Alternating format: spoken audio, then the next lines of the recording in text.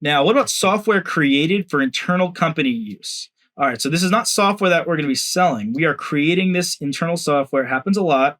A lot of companies create their software. My firm, and when I was back in the Big Four, there were plenty of internally created softwares.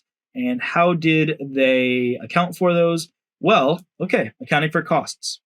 We expense costs incurred for the idea and costs incurred for training and maintenance, because same thing, right? This is the same thing that we've seen over and over, is that these don't go directly into the technologically feasible product.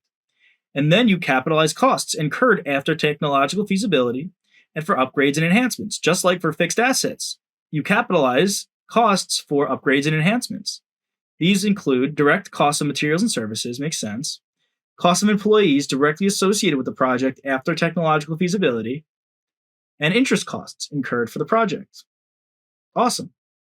How do you amortize? Well, we've seen amortization before, and amortization is great because it is straight line. It's the same concept, same idea, same everything as depreciation. We just have it for intangibles, and it is straight line. Technically, yes, it could be another method other than straight line, but for the purposes of the test, we're in luck. We are going to see just straight line.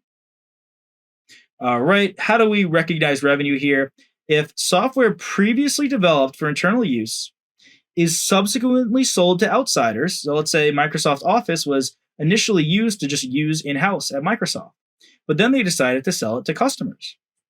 Any proceeds received, so from the licensing of the computer software, should be applied to the carrying amount of the software and then recognized as revenue after the carrying amount of the software reached zero. That's an interesting one. We are going to capitalize, right? We're going to capitalize and add to the carrying amount. Then once it is fully amortized, after that, then we start recognizing revenue. Interesting treatment. That's actually the perfect word for it. Is it good? Is it bad? It just is. It just is.